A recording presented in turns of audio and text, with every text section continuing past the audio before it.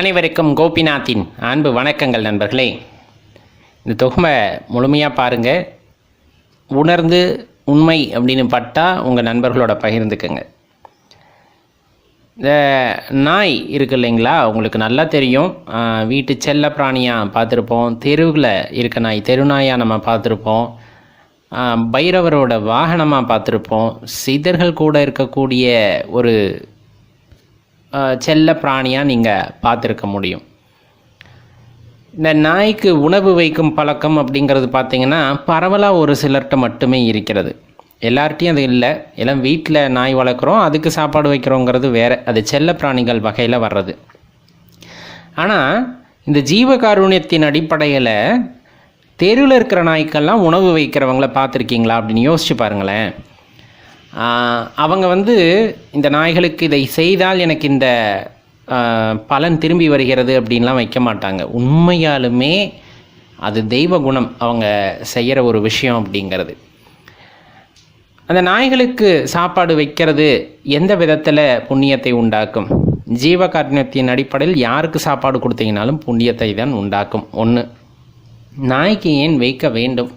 இப்போ கிட்டத்தட்ட பார்த்திங்கன்னா காவல் தெய்வம் அப்படின்னு சொல்லக்கூடியது, நம்ம சொல்ல மாதிரி பைரவ மூர்த்தியை சொல்லும்போது ரொம்ப ஒரு ஒரு கோபமாக ஆக்ரோஷமான தெய்வமாக இருந்தாலும் இந்த பில்லி சூனியம் ஏவல் இந்த கண் திருஷ்டி இந்த மாதிரி பாதிப்புகள் உள்ளவங்க பைரவரை வழிபட்டால் சரியாக போகும் அப்படிம்பாங்க.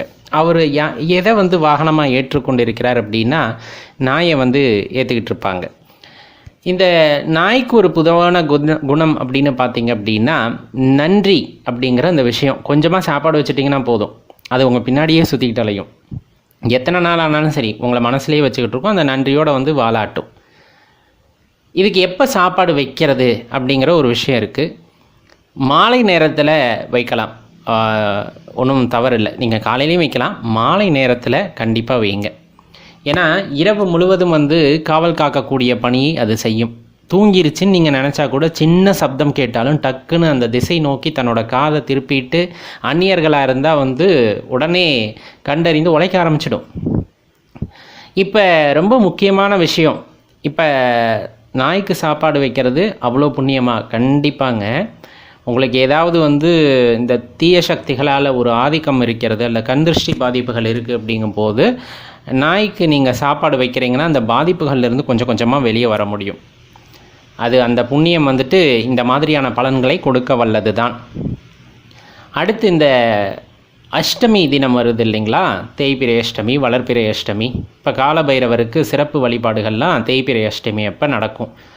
அன்னைக்கு மாலை நேரத்தில், அதாவது இரவு நேரம்னு கூட வச்சுக்கோங்க, ஒரு வாழை இலையில் சுடு சாப்பாடு, கொஞ்சமாக வெல்லத்தை நல்லா தூளாக்கி கலந்து அந்த இலையில் தெரு நாய்க்கு வைத்து விடுங்கள். நம்ம வளர்க்குற நாய்க்கு கிடையாது, அதுக்கு நம்ம வைக்கிறது நம்மளோட கடமை. உங்களுக்கு கூட இருக்கணும்னு நினைக்கிறீங்க, அதனால் வைக்கிறீங்க. ஆனால் தெரு நாய்க்கு வச்சுடுங்க. அது உணவு எடுக்குது அப்படிங்கும் போதே கண்டிப்பாக நம்மளுக்கு நல்ல பலன் உண்டாகும். எல்லா நேரத்துலேயும் நல்ல பலன்கிறமே. அது என்ன நல்ல பலன் அப்படின்னா, பணம் பொருள் அதெல்லாம் நல்ல பலன் அப்படின்லாம் வைக்காதீங்க. மனசில் ஒரு சந்தோஷம் குடிகொண்டு இருக்கும். அந்த ஜீவன் அந்த உணவை எடுக்கும்போது அது ஒரு அவசர கதியில் ஒரு அன்போடு எடுக்கும்போது அதை பார்க்கும்போது மனம் ரொம்ப ஆனந்தப்படும். அந்த ஆனந்தத்தை வைக்கிறவங்க மட்டும்தான் அனுபவிக்க முடியும், பார்க்குறவங்க கூட அனுபவிக்க முடியாது. இப்போ அதனால் அந்த தேய்பிரை அஷ்டமி தினங்களில் குறைந்தது அன்றைக்கு மட்டுமாவது வைக்க முடிந்தால் வையுங்கள். இல்லை என்னால் முடியும், எனக்கு அது ரொம்ப பிடிக்கும் அப்படின்னு நினச்சிங்க அப்படின்னா தினமும் வைங்க. நிறைய நாய் அதிகமாகிடுச்சுன்னா தொந்தரவு அதிகமாகுமே அப்படிங்கிற மாதிரிலாம் நினைக்க வேண்டாம்.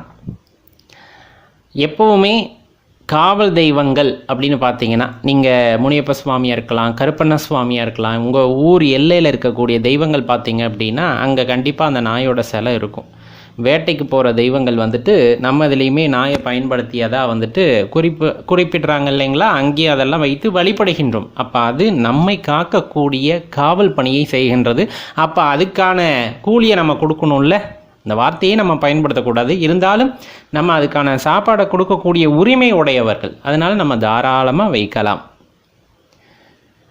அதே போல் ரொம்ப முக்கியமான விஷயம், இந்த சில மனிதர்கள் எல்லாம் பார்க்கும்போது சந்தோஷமாக இருக்குது. எதையுமே எதிர்பார்க்காம நிறைய ஜீவராசிகளின் பசியாற்றுவதற்காக தனது சொத்துக்களை முழுவதும் பயன்படுத்தக்கூடிய நபர்களை எல்லாம் பார்க்கும்போது இறைவனவே பார்த்த மாதிரி இருக்கும்.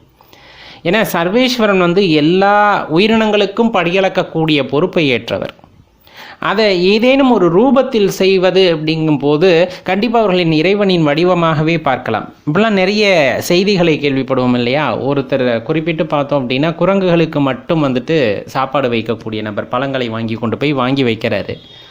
சில பேர் பார்த்திங்கன்னா, அதுவும் சென்னை மாநகரத்திலே ஒரு இடத்துல கிளிகளுக்கு மட்டுமே, அதாவது கிளிகள் எடுக்கிறது, ஆயிரக்கணக்கான கிளிகள் அந்த சாப்பாட்டை எடுக்க வருகிறது, என்னோடய சொந்த காசை தான் பயன்படுத்துகிறேன் அப்படின்னு சொல்கிறாங்க. குருவிகளுக்கு வைக்கக்கூடியவங்க, இவங்கெல்லாம் நிஜமாலுமே இறைவனோட அம்சம் பொருந்தியவர்கள். இதில் மாற்று கருத்தெல்லாம் எதுவுமே இல்லை. இப்போ இந்த மாதிரி நம்மளால் வைக்க முடியுமா அப்படின்னா, எதையுமே பழகும் போது கொஞ்சம் கடினமாக இருந்தாலும் நீங்கள் வைத்து பழகிவிட்டீர்கள் என்றால் அந்த உயிரினத்தோடு ஒரு இரண்டரை பிரிய முடியாத ஒரு நட்பு ஏற்பட்டுவிடும். இந்த காக்காய்க்கு சோறு வைக்கிறவங்க, இந்த அணிலுக்கு சோறு வைக்கிறவங்க, இந்த குருவிக்கு சாப்பாடு வைக்கிறவங்க, நாய்க்கு சாப்பாடு வைக்கிறவங்கெல்லாம் பார்த்திங்கன்னா அந்த ஜீவராசிகளுடன் பேசக்கூடிய ஆற்றலை பெற்று வருவார்கள். இப்போ நம்ம அந்நிய மொழியை கற்றுக்காதீங்க அப்படி, அவங்க எப்படின்னா பிற ஜீவராசிகளின் மொழியை கூட அவர்கள் கற்றுக்கொள்கிறார்கள். இறைவன் அந்த ஆற்றலை அவர்களுக்கு கொடுக்கின்றார். அதாவது இந்த நேரத்தில் இப்படி வரும், இப்படி பேசினா இப்படி போகும், நிறையங்க வித்தியாசமாக இருக்கும். நீங்கள் இணையதளத்தில் தேடி பாருங்கள், அவ்வளவு ஒரு ஆனந்தத்தை உண்டாக்கும். நம்ம சொல்கிறது எல்லாமே பார்த்திங்க அப்படின்னா, வாழ்க்கையில் ஒரு சந்தோஷமாக இருக்கணும்னா இதெல்லாம் பண்ணணும் அப்படிங்கிறது. சந்தோஷத்துக்கு ஏதாச்சும் பண்ணாதானா அப்படின்னு கிடையாது. ஆனாலும் சக ஜீவராசிகள் ஆனந்தப்படுவதை பார்க்கும் பொழுது ஒரு சந்தோஷம் வரும்ல, அதை அடிச்சுக்கிறதுக்கு எதுவுமே கிடையாது. அந்த சந்தோஷம் ஒரு எல்லை இல்லாத ஆனந்தமாக இருக்கும். அதனால தான் அதெல்லாம் தவற விட்டுறாதீங்க அப்படின்னு சொல்கிறது. இப்போ இந்த நாயை பொறுத்தளவு சிறப்புகள் உண்டுங்க. இப்போ நீங்கள் நிறைய பேர் இந்த மலையேற்றமெல்லாம் போயிருப்பாங்க. மலையேற்றம்னா எங்கன்னா, இப்போ கொல்லிமலை, சதுரகிரி மலை, வெள்ளியங்கிரி மலை, இந்த மாதிரி சித்தர்கள் வசிப்பிடமாக இருக்கக்கூடிய மலைகளுக்கு சென்று வந்தவர்களுக்கு இப்போ நான் என்ன சொல்ல வர்றேங்கிறது அவங்களுக்கு ரொம்ப தெளிவாக புரிஞ்சிடும்.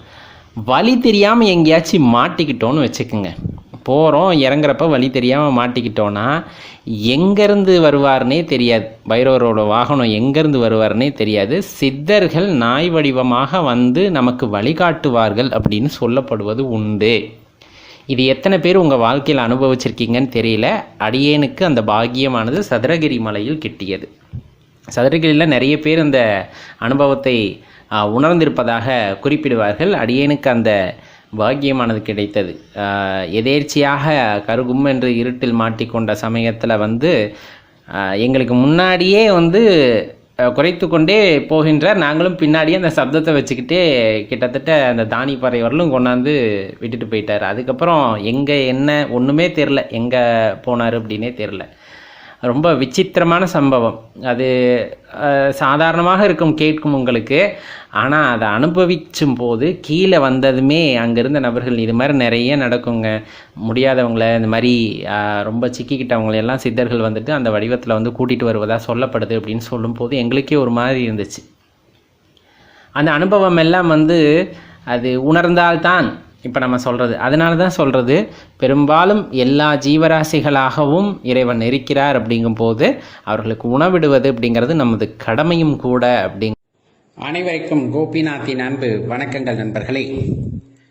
பெரும்பாலும் யாருக்கு துரோகம் செய்யக்கூடாது அப்படிங்கிறத தான் இதில் பார்க்குறோம். துரோகமே செய்யக்கூடாது. முதலில் நல்லா தெரிஞ்சுக்குங்க. ஒருவனை எதிர்த்து கூட நின்றுங்க. அவனை எதிர்த்து நின்று அடிச்சிடலாம், தப்பில்லை. ஆனால் பின்னாடி இருந்து அவனை நம்ப வச்சு அடிக்கிறது அப்படிங்கிறது ரொம்ப பெரிய தப்பு. இது எல்லாத்து வாழ்க்கையிலையும் ஏதோ ஒரு காலகட்டத்தில் நடந்திருக்கும். நம்ம ரொம்ப நம்பினவங்க கரெக்டாக சந்தர்ப்பம் பார்த்து சில நேரங்களில் நமக்கு எதிராக நின்றுருப்பாங்க. எதிராக கூட இல்லை, பின்னாடி நின்று நம்மளை அழிச்சிருப்பாங்க. அந்த பாவத்துக்கு எப்போவுமே மன்னிப்பு கிடையாது. சரி, அப்படி யார் யாருக்கு நம்ம துரோகம் செஞ்சிடக்கூடாது அப்படின்னா, முதல்ல பெற்றவங்களுக்கு துரோகம் செஞ்சிடக்கூடாது. ரொம்ப கஷ்டப்பட்டு நம்மளை பெத்தெடுத்து வளர்த்து ஆளாக்கி எல்லாம் பண்ணியிருப்பாங்க. கஷ்ட காலத்தில் எல்லாமே நமக்கு கிடைக்கணும் அப்படிங்கிறத பார்த்து பார்த்து செஞ்சுருப்பாங்க. வயதான காலத்தில் அவங்கள கண்டுக்காமல் விடுறது பெரிய துரோகம். நல்லா ஞாபகம் வச்சுக்கோங்க. அதே போல் குரு துரோகம் அப்படின்னு சொல்லுவாங்க. குருவுக்கு இழைக்கப்படுகின்ற துரோகம். நமக்கு பயிற்சிகள் கொடுக்கறது, கல்வியாக இருந்தாலும் சரி, கலைகளாக இருந்தாலும் சரி, அதில் நம்மளுக்கு முறையான பயிற்சியை கொடுக்குற குருவுக்கு எக்காரணம் கொண்டும் துரோகம் செய்து விடக்கூடாது. இது எல்லாம் பாவத்தில் போய் சேர்ந்துடும். அதுதான் இங்கே பிரச்சனையே. அதை மீண்டும் நம்ம அனுபவிக்கும் போது ரொம்ப கொடுமையானதாக இருக்கும். உடன் பிறந்தவர்களுக்கு துரோகம் செய்யக்கூடாது. இன்றைய காலகட்டத்தில் பெருசாக நடக்கிறது அப்படின்னம்னா இதுதான். சொத்து அப்படிங்கிற ஒரு விஷயத்த வந்துட்டு மனசில் வச்சுக்கிட்டு அதனால் வரக்கூடிய வஞ்சகத்தினால நம்ம செய்யக்கூடிய துரோகம் அப்படின்னு சொல்லக்கூடியது ரொம்ப பெரிய விளைவை உண்டாக்கக்கூடியது. அது நம்மளை எங்கே கொண்டு போய் விட்டுறோம்னா நிறைய பாவங்களை செய்ய கொண்டு போய் விட்டுரும். ஒரு சின்ன விஷயம், நிலையில்லாத ஒரு பொருளுக்காக ஆசைப்பட்டு நிலையான உறவுகளை இழக்க துணிஞ்சிடுவோம். அது ரொம்பவே கொடுமையான விஷயமா இருக்கும். இன்னொன்று, கட்டிய மனைவிக்கோ அதே போல கணவனுக்கோ துரோகம் இழைப்பது அப்படிங்கிறது.